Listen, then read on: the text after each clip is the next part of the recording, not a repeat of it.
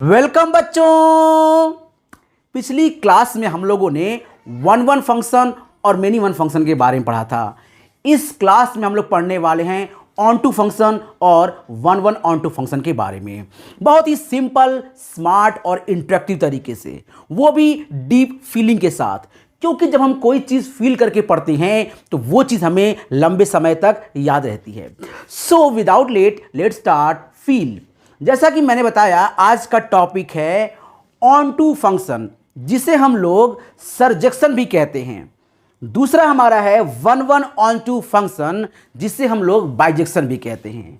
तो आज हम लोग पढ़ने वाले हैं सरजेक्शन और बाइजेक्शन के बारे में।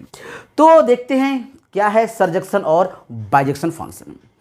देखिए, पिछली क्लास में हम लोगों ने पढ़ा था वन वन फंक्शन, ठीक है। सो वन वन फंक्शन क्या होता था कि एक किसी एलिमेंट का जो डोमेन में रहता है उसका एक इमेज होता था, सिंगल इमेज। मतलब एक एलिमेंट का एक ही इमेज हो सकता था, जिसे हम लोग कहते थे कि इंजेक्शन है, that is one one function है। लेकिन यहां पर ऐसा नहीं है। ऑन टू का मतलब है, सीधा सा मतलब अगर हम ऑन टू से कहें कि जैसे मैं फंक्शन की डेफिनेशन कहता हूं कि हर एलिमेंट ए का इमेज बी में होना चाहिए, ठीक उसी तरह से ऑन टू कहता है कि हर बी का जो एलिमेंट है उसका प्री इमेज ए में होना चाहिए। चलिए हम इसको आपको समझाते हैं। देखिए, so onto function surjection क्या कहता है? ये कहता है कि function f such that A tends to B is said to be onto function, और a surjection if every element of B is the pre image of some elements of A, that is fa is equal to fb, और range of a f is the codomain of f। देखिए मतलब क्या है, देखिए मैं आपको समझाता हूं। यहां पर आप देखिए, यहां पे आप देखिए, ये हमारा एक मान लेते हैं कोडोमेन है और ये हमारा डोमेन है, ठीक है। सो इसको मैंने बोला ये A है और इसको मैंने बोल दिया ये B है। इसमें कुछ एलिमेंट होंगे और इसमें भी कुछ एलिमेंट होंगे। तो मैंने मान लिया कि यहाँ पे एलिमेंट जो है वो है ए, बी और सी, और यहाँ पे जो एलिमेंट आप देख रहे हो वो मान लेते हैं 1, 2, 3 और 4 है। तो ध्यान से देखना यहाँ पर।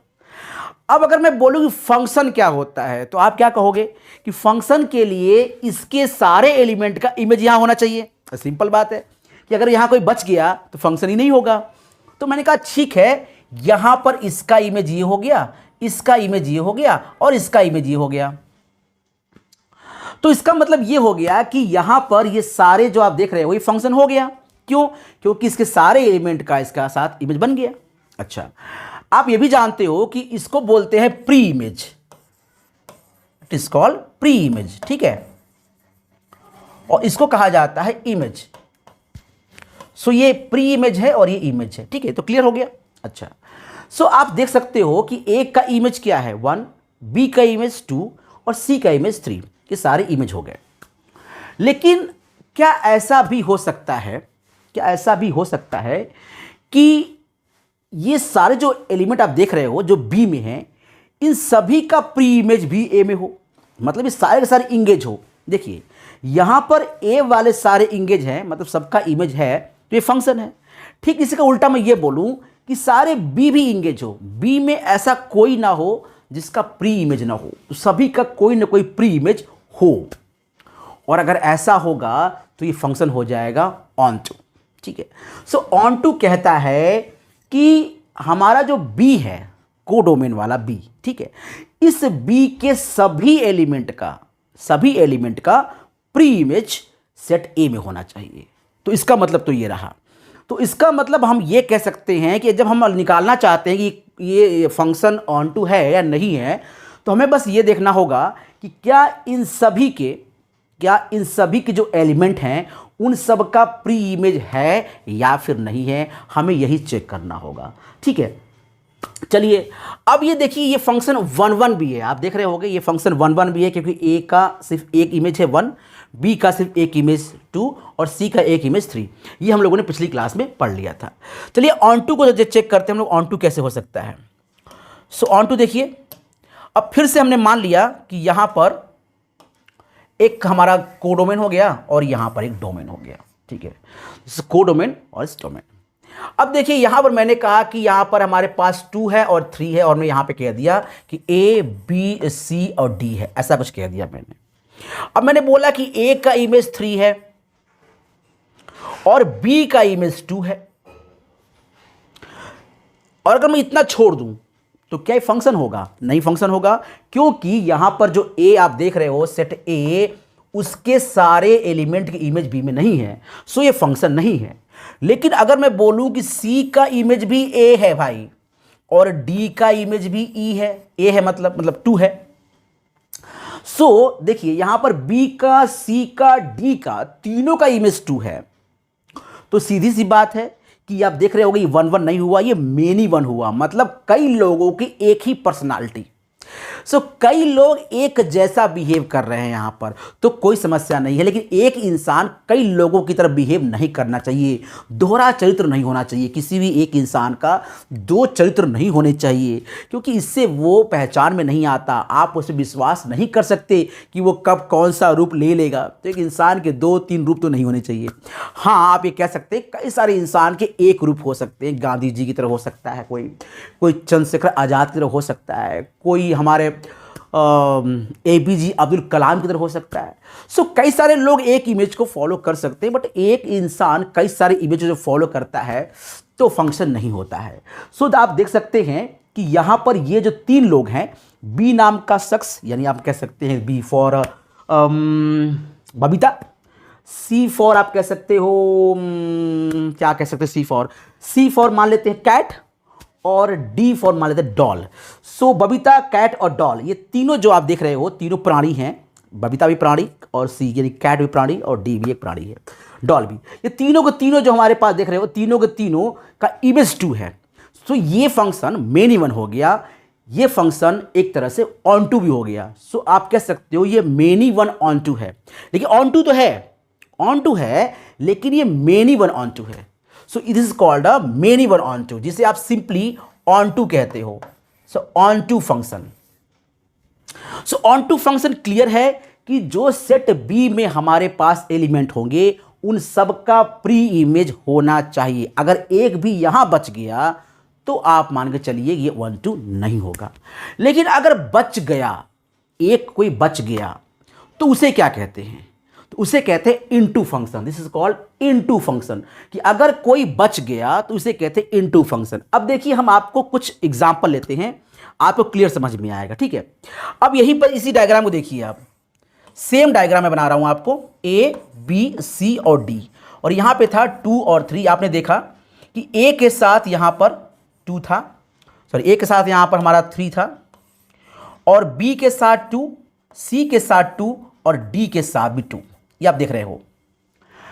अब अगर मैं कहूं कि यहां एक 4 भी है, तो पहले तो ये ऑन टू ही नहीं है। क्यों नहीं है ऑन टू?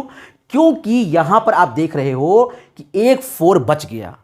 सो ये 4 बच गया, ये क्या है? ये मेनी 1 है, ये ऑन टू नहीं है, ठीक है। सो ऑन टू क्या होता है? ऑन टू वो होता है कि यहां पर कोई ना बचे, अगर बच गया तो ऑन टू नहीं है, ये बात सीधी सी बात है, ठीक है। अब अगर इसी को मैं आपसे ऐसे कहूं कि ये ऐसे नहीं है, कुछ ऐसे है, ये A का 2 हो गया, B का 3 हो गया, C का 4 हो गया और D का 10 हो गया। और अब बताइए ये कौन सा फंक्शन है? तो आप कहोगे ये तो 1-1 भी दिख रहा है हमें और ऑन टू भी दिख रहा है हमें। सो ऑन टू जो हो सकता है वो 2 तरह का हो सकता है। कौन कौन सा? एक ऑन टू हो सकता है जो कि आपका मेनी 1 हो, और एक ऑन टू हो सकता है जो 1-1 हो। तो सीधी बात है, ऑन टू 2 टाइप के होते हैं, एक मेनी 1 और एक 1-1। लेकिन जो आपके सिलेबस में है, जो आपको पढ़ना है, वैसे भी इस साल सिलेबस रिड्यूस हो गया है, सो जो भी आपको पढ़ना है वो सिर्फ आपको पढ़ना है ऑन टू। वो ऑन टू 1-1 ऑन टू हो या मेनी 1 ऑन टू हो, उससे हमें कोई मतलब नहीं है। हमारा सीधा मतलब है ऑन टू होना चाहिए। सो हमें पढ़ना है सिर्फ ऑन टू, हमें ये नहीं बताना है कि ये 1-1 ऑन टू है कि मेनी 1 ऑन टू है, हमें बताना है ये ऑन टू है कि नहीं है, और इसके बाद हमें ये प्रूव करना होगा कि ये 1-1 ऑन टू है कि नहीं है। तो बोरिंग हो गई बहुत सारी बातें। फिलहाल पिछली बार हम लोगों ने पढ़ा था 1-1 क्या होता है, एक का एक इमेज, और आज हम लोग पढ़ रहे हैं कि ये जो बी में एलिमेंट है इसका सभी एलिमेंट बिजी होना चाहिए, सबका जो इमेज प्री इमेज कहीं ना कहीं ए में होना चाहिए, यह है ऑन टू। अच्छा, इंटू किसे कहते हैं? इंटू कहते हैं यहां पे कोई बच जाए। अगर यहां कोई बच जाता है, देखिए यहां पर है a function f such that A tends to B is an into function if there exist an element in B having no pre image in A. अगर कोई बच गया, यहां पर भी बच गया, तो बच गया तो फिर वो इंटू फंक्शन हो जाएगा, ऑन टू तो होगा ही नहीं क्योंकि यहां बच गया। सो बच गया तो क्या होगा? इंटू होगा। तो इंटू भी कितने टाइप हो सकता है? दो टाइप हो सकता है, या तो 1 1 इंटू हो या मेनी 1 इंटू हो। आप देखो यहां पर, अगर मैं आपसे बोलूं कि यहां पर इसी चीज को देख लेते हैं हम लोग, इसी डायग्राम देख लेते हैं। सो यहां देखिए, अगर मैं आपसे बोलूं कि ये है एक डोमेन, ये है कोडोमेन, और मैंने कहा यहां ए बी और सी था, और यहां मान लीजिए 2 और 3 था। मैंने कहा ए भी 2 है, बी भी 2 है, सी भी 2 है, एक बच गया तो क्या है? इनटू है। और कौन सा इनटू है? मेनी 1 इंटू है, क्योंकि यहां पे एक बच गया। ऑन टू तो होगा नहीं। देखो, जब इनटू होगा तो ऑन टू नहीं होगा, ये क्लियर है। अगर इनटू होगा तो ऑन टू नहीं होगा, क्योंकि यहां बचना चाहिए, और बच गया तो इनटू है, ऑन टू नहीं है, और नहीं बचा तो ऑन टू है, इनटू नहीं है। तो एक बात क्लियर है कि अगर हेड आएगा तो टेल नहीं आएगा, और टेल आएगा तो हेड नहीं आएगा ऊपर। ठीक उसी तरह ऑन टू होगा तो इनटू नहीं होगा, और इनटू होगा तो ऑन टू नहीं होगा। अब दूसरी सवाल, ऑन टू कितने टाइप होता है? 2 टाइप का, एक 1 1, एक मेनी 1। या सिंगल बिजी होंगे या कई सारे लोग बिजी होंगे एक साथ। और इनटू भी 2 टाइप हो सकता है, एक हो गया हमारे मेनी 1 इंटू, और एक देखिए हम 1 1 इंटू दिखाते हैं आपको। सो आप 1 1 इंटू भी आप देख लीजिए जरा सा। सो मान लेते हैं फिर से, यहां पर 2 डब्बे हो गए हमारे ए और बी के, और ये हो गया ए बी सी, 1 2 3 4, और ये देखिए ये गया और ये गया। फंक्शन तो है, ये सारे बिजी हो गए। यहां पे देखिए 1 1 है, ए का 1 इमेज है, बी का 4 है और सी का 2 है। एक बच गया, कौन सा? 3 वाला। सो ये कौन सा फंक्शन हो गया? ये फंक्शन हो गया 1 1 इंटू। तो ध्यान दें, 1 1 इंटू, और ये फंक्शन हमारा हो गया मेनी 1 इंटू। सो अगर हम इसे अच्छे से आपको एक्सप्लेन करें इन रिटन, सो कैसे लिखेंगे इसको हम लोग? देखिए, इसको लिखने का तरीका भी समझ लेते हैं हम लोग। सबसे पहले हमने डिवाइड किया आपको फंक्शंस को, और फंक्शन मैंने कहा कि भाई हमारा फंक्शन होगा या तो ऑन टू और या तो इनटू, दोनों में से कोई एक होगा। ठीक है, तो कहा ठीक है भाई, दोनों में से एक हो गया। चलो ऑन टू हुआ तो हमने कहा ऑन टू होगा तो 2 तरह के ऑन टू हो सकते हैं, या तो 1 1 ऑन टू हो जाएगा, और या फिर मेनी 1 ऑन टू हो जाएगा। अच्छा, तो किसी ने कहा सर इंटू होगा तो क्या होगा? अपने इंटू भी वही हाल होगा, इंटू भी होगा तो वही हाल होगा, या तो 1 1 इंटू हो जाएगा, और या फिर मेनी 1 इंटू हो जाएगा। सो ऑन टू भी 2 टाइप के और इंटू भी 2 टाइप के होते हैं, और फंक्शन का कंडीशन तो आप लोग जानते ही हैं। सो अब आपको समझ में आ गया होगा कि ऑन टू और इनटू में क्या है। तो एक बार शॉर्ट में ऑन टू चेक करना है, तो ऑन टू चेक करना है आपको साइड बी वाला कोडोमेन वाले सारे एलिमेंट को देखने होंगे। अगर उसमें कोई भी बच गया तो ऑन टू नहीं है, और अगर सारे इंगेज हो गए तो वो फिर ऑन टू हो गए। अच्छा, इनटू में क्या देखना है? इनटू में देखना है, सॉरी 1 1 में क्या देखना है हम लोग को? तो 1 1 में देखना है कि एक एलिमेंट का एक ही इमेज होना चाहिए, बाद में दूसरा जो कोडोमेन है उसमें बच जाए या ना बचे, देखो उससे हमें कोई मतलब नहीं है। ठीक है, सो अब हम लोग आगे बढ़ते हैं। तो अब हम लोग आ गए हैं अपने एक एग्जाम्पल पर, और एग्जाम्पल लेकर हम बताएंगे कि आपको आखिर इस ऑन टू को प्रूव कैसे करना है, क्या प्रोसेस है ऑन टू को प्रूव करने का। ठीक है, तो पहले लिया मैंने एग्जाम्पल पहला वाला, तो फर्स्ट एग्जाम्पल हमने ले लिया है, और ये फर्स्ट एग्जाम्पल कहता है कि जो फंक्शन हमारा है वो R to R है, मतलब कि एक डब्बे में R और दूसरे डब्बे में भी R। मैंने कहा ये A है और ये B है, इसमें भी R है यानी रियल नंबर है, और इसमें भी रियल नंबर है, ये हुआ R to R। ठीक है, अब कहता है जो fx है वो है x क्यूब प्लस 2। तो यहां जो आपका fx है, ये जो फंक्शन है, यहां जो f है वो है x क्यूब प्लस 2। ठीक है, ये फंक्शन है A to B. So A to B मतलब आर टू आर फंक्शन है, और फंक्शन है हमारा x cube plus two. So ये फंक्शन है, हमने इसको यहाँ एफ एक्स लिखना चाहिए था।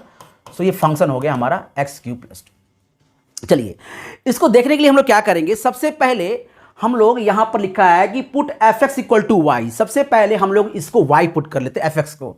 सो ये हो जाएगा Y is equal to X cube plus two. ठीक है, सेकेंड ऑप्शन कहता है, सेकेंड स्टेप हमारा ये है कि आपको x की वैल्यू निकालनी है y के टर्म में। सो ये x आ जाएगा हमारा y माइनस टू की पावर 1/3। ठीक है, ये x आ गया। ये हमारा कह रहा है दूसरा स्टेप कि पहले आप F X equal to Y put करिए और उसके बाद आप x को निकालिए y के टर्म में।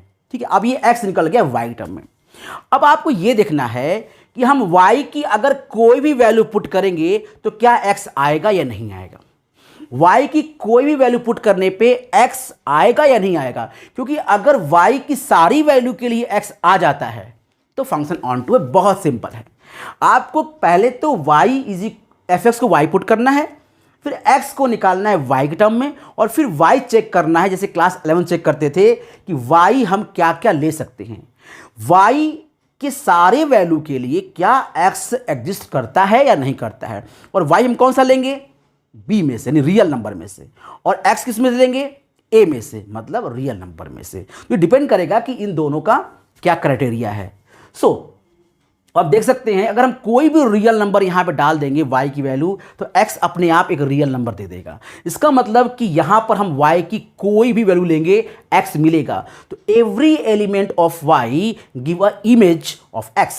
तो हमें कोई भी एलिमेंट अगर y लेंगे तो हमें x का एक इमेज मिल जाएगा, x के रूप में एक इमेज मिल जाएगा। सो यहां पर this function is onto, हम कहेंगे this function is onto. तो ऑन टू का ये तरीका हो गया। अब यहीं पे आपके मन में सवाल होगा कि अगर सेकंड वाला सॉल्व करते तो क्या होता। देखिए यहां पर सेकंड वाला होता y is equal to X square plus two, हमने ले लिया यहां पर जो क्वेश्चन था सिंपली। फिर हमने क्या निकाला, x निकाला, और x लिखा मैंने, सी हो जाएगा under root y minus to.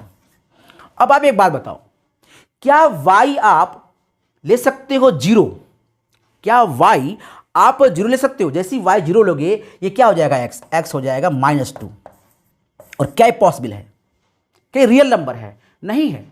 मतलब y आप कोई भी नेगेटिव नंबर नहीं ले सकते, जीरो भी नहीं ले सकते। 1 से छोटा आप कोई भी y अगर लेते हो 1 से छोटा, तो आप देखो यहां x की वैल्यू क्या आती है, इमेजिनरी। और मैंने क्या बोला कि y की सारी वैल्यू के लिए x आना चाहिए, लेकिन आप देख रहे हो कि y के बहुत सारे वैल्यू के लिए x नहीं आएगा। यानी y के नेगेटिव 1 से छोटे अगर आप कोई वैल्यू पुट करोगे तो आपको a में ऐसा कोई भी वैल्यू नहीं मिलेगा जो x को जस्टिफाई करेगा। सो फंक्शन क्या है, ऑन टू नहीं है। तो आप कह सकते हो not onto, not onto, ये फंक्शन ऑन टू नहीं है। तो समझ आया प्रोसेस क्या है। प्रोसेस बिल्कुल सिंपल है। पहले स्टेप में आपको एफ एक्स को y पुट करना है, दूसरे स्टेप में आपको x के टर्म में y को निकालना है, और तीसरे में आपको चेक करना है कि y की सारी वैल्यू के लिए x एग्जिस्ट करता है या नहीं करता है, जो क्वेश्चन के अकॉर्डिंग है। ठीक है, अपने मन से नहीं। चलिए अगर हम तीसरे क्वेश्चन की बात कर लें, तीसरा क्वेश्चन यहां देख लेते हैं।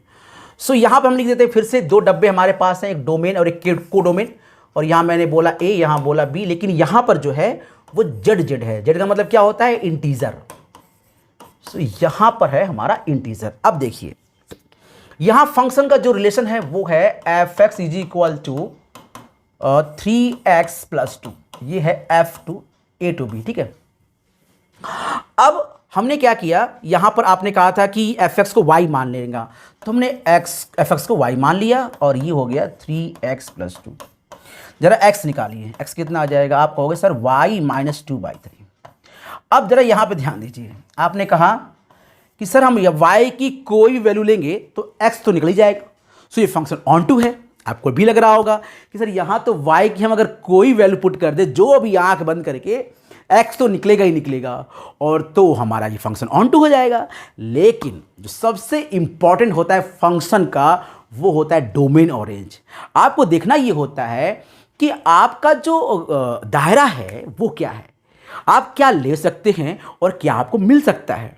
भाई आपके अंदर भी तो एक दायरा है, ऐसा तो नहीं है कि आप कुछ भी करना चाहो तो कुछ भी मिल जाएगा। ऐसा तो नहीं है कि आप जैसे चाहे वैसे पढ़ो, एग्जाम में जो चाहे वो नंबर मिल जाएगा। ऐसा नहीं है। आपके पढ़ने का भी एक दायरा है कि आप अगर पीसीएम के स्टूडेंट हो तो आपको पीसीएम पढ़ना है, फिजिक्स केमिस्ट्री मैथ पढ़ना है। अगर आप पीसीबी के स्टूडेंट हो तो आपको फिजिक्स केमिस्ट्री बायो पढ़नी है। और अगर मार्क्स भी आपको 100 और 0 के बीच में ही आने वाले हैं, वैसे 0 तो नहीं आएंगे, सो मार्क्स आपके 70 to 100 के बीच में आने वाले हैं, ठीक है। लेकिन ऐसा तो नहीं है कि मार्क्स -1 आ जाएंगे, 101 आ जाएंगे। आप कुछ भी पढ़ लोगे, हिस्ट्री ज्योग्राफी कुछ भी पढ़ लोगे। कोई आपका दायरा है पढ़ने का भी, और एग्जामिनर के भी नंबर देने का एक दायरा है। सो उसी तरह से डोमेन का भी अपना एक दायरा है कि आप क्या ले सकते हैं, और को डोमेन में भी एक दायरा है कि क्या उसका इमेज हो सकता है।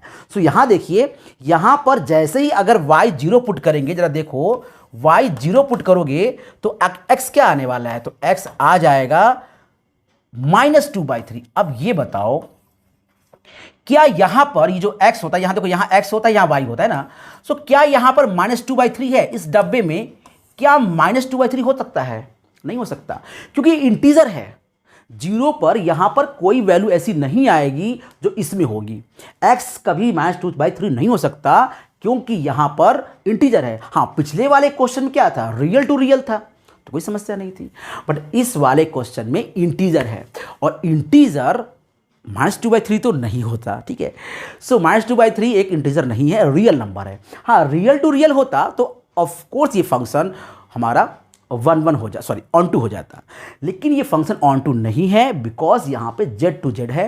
और आप देख रहे हो y = 0 पर जस्टिफाई नहीं करता, मतलब y = 0 अगर यहाँ पे होगा, 0 होगा क्योंकि 0 एक इंटीजर है, तो 0 अगर हम लेंगे यहाँ पर 0 पक्का लेंगे, तो उसका कोई प्री इमेज यहाँ पर नहीं होगा, क्योंकि इसका प्री इमेज होना चाहिए -2/3। x अगर -2/3 होगा तभी y 0 होगा, और ये दोनों पेयर्स आपस में एडजस्ट नहीं करेंगे, और y बेचारा अकेला 0 जो है वो देखता रह जाएगा कि मेरा कोई प्री इमेज ही नहीं है। सो ऑन टू तो हो नहीं सकता, ठीक है। सो ये ऑन टू नहीं है। तो हमने ये तीनों क्वेश्चंस को सॉल्व कर लिए हैं। अब हम लोग आ गए बाइजेक्शन पर। क्या होता है बाइजेक्शन, और उसके एग्जाम्पल समझेंगे। देखिए, बाइजेक्शन सीधा मतलब है कि 1-1 भी होना चाहिए और ऑन टू भी होना चाहिए। 1-1 और ऑन टू दोनों होना चाहिए। सिंपल अगर लैंग्वेज में बोलूँ तो कुछ ऐसा होना चाहिए, भाई सारे के सारे आ जाओ, कुछ भी नहीं छोड़ना है आपको, एक का एक ही इमेज चाहिए मो, बस ये देखो हो गया। ए का 2, बी का 1 और सी का, एक का एक इमेज, और कुछ भी नहीं छोड़ना। ना तो प्लेट बचेगी और ना तो कोई पर्सन, सभी लोग एक एक प्लेट खाएंगे। ना तो एक भी प्लेट बचने वाली है और ना भी एक भी पर्सन जिसने खाना ना खाया हो। ये तो कमाल हो गया ना यार। ये सब तो 1-1 ऑन टू तो बहुत मुश्किल है रियल लाइफ में होना, कि पॉसिबल है अगर कुछ कम लोग होंगे तो पॉसिबल है, लेकिन एक बहुत बड़ा जनसंख्या हो, अगर आपकी शादी बारात की बात हो रही हो और वहाँ पे आप देखोगे जितनी प्लेटें आप लगाई हैं, सारी प्लेटें एक के एक ख़त्म हो जाएं और सारे पर्सन भी खा लें, लेकिन कंडीशन क्या है कि एक पर्सन एक ही प्लेट खाए। वो तभी हो सकता है जब आप कूपन दें, ठीक है, सभी को एक कूपन दें और एक कूपन के हिसाब से एक प्लेट मिले, और प्लेट भी गिन लें और पर्सन भी गिन लें, तब तो हो सकता है। लेकिन अगर इस तरह से बफर सिस्टम में लागू कर दिया जाए तो यार एक इंसान तो 2-2, 3-3 प्लेट ले खाता है, तो वहीं 1-1 नहीं होगा और ऑन टू भी नहीं होगा, क्योंकि ऐसा नहीं हो सकता कि सब लोग सारे प्लेटें बिजी हो जाएं, ऐसा भी नहीं है। हो सकता है बहुत सारी प्लेट बच सकती हैं, सो प्लेटें बच जाएंगी, ऐसा तो नहीं सारी प्लेटें खत्म हो जाएंगी। सो 1-1 भी नहीं हो सकता और ऑन टू भी नहीं हो सकता शादी बारात में। हाँ, घर की अगर कोई पार्टी है, बर्थडे वगैरह है और आपको पता है कि नहीं इतने प्लेट हैं, इतने पर्सन हैं और सभी को एक ही थाली या प्लेट देना है, सो वहाँ पर 1-1 ऑन टू पॉसिबल है।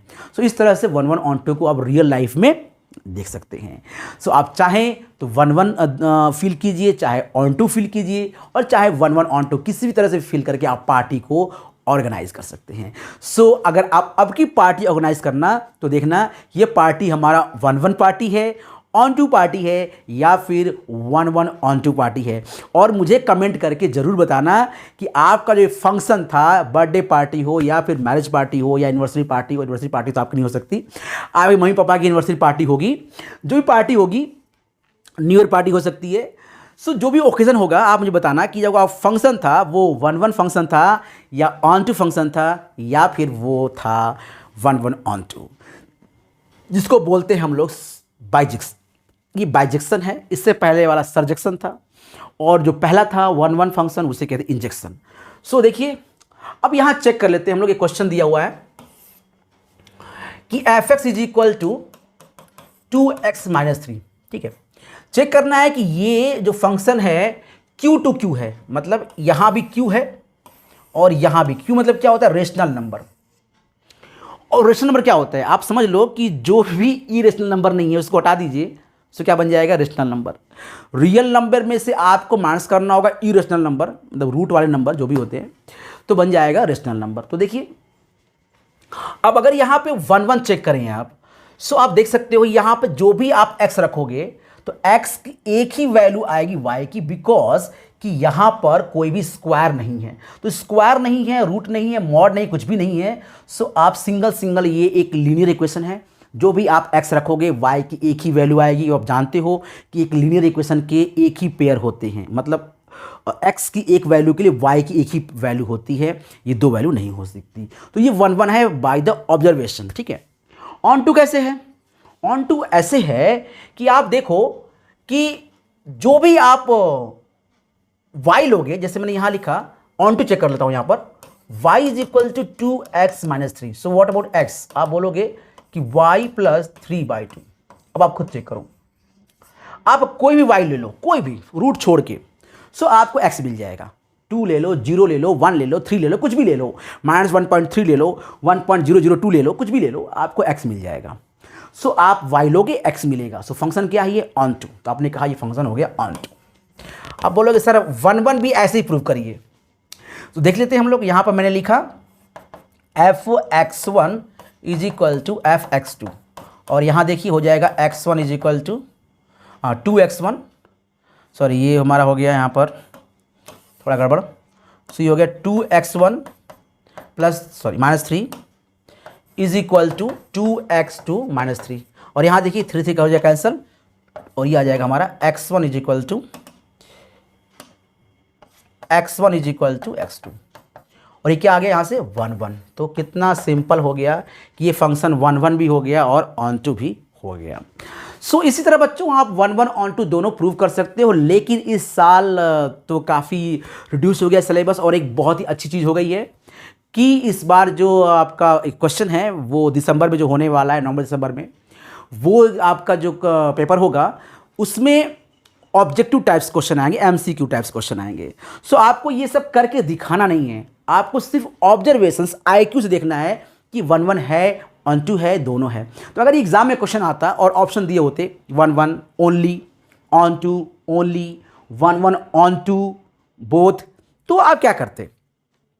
आप सीधे चेक कर लेते कि भाई x के हर वैल्यू के लिए y आ जाएगी। सो ये 1-1 हो गया, और एक ही वैल्यू आएगी। क्यों आएगी? क्योंकि यहाँ पर ये लीनियर इक्वेशन है और यहाँ पर q टू q है।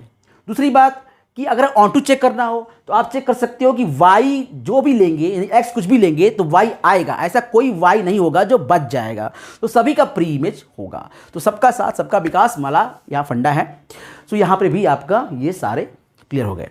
सो आज हम लोगों ने क्या पढ़ा? आज हम लोगों ने पढ़ा क्या होता है ऑन टू फंक्शन, और साथ में क्या होता है इन टू फंक्शन, और हमने ये भी पढ़ा कि 1-1 ऑन टू किसे कहते हैं। सो in this chapter we can study injection, surjection and bijection, और आज के लिए इतना ही।